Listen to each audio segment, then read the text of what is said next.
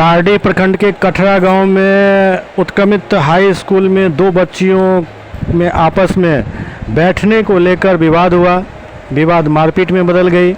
मारपीट स्कूल से निकलकर घर तक पहुंचा और उसके बाद दोनों के घर वालों में जमकर मारपीट हुई, जिसका नतीजा ये हुआ जो इसमें दो लड़की और महिलाएं घायल हैं, जिनका इलाज डीएमसीएच के आपातकालीन विभाग में चल रहा है।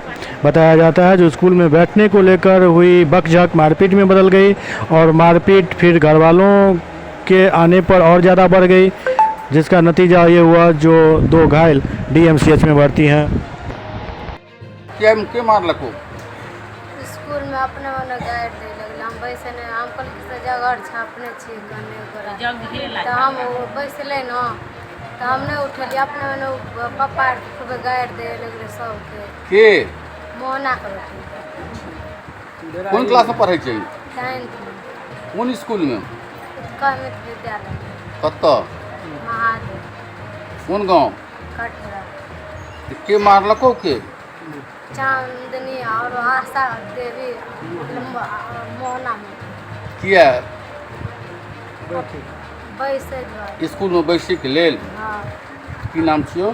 बिंदु कुमार पापा के नाम? ललित कुमार घर कटरा झंझट भेल रहा।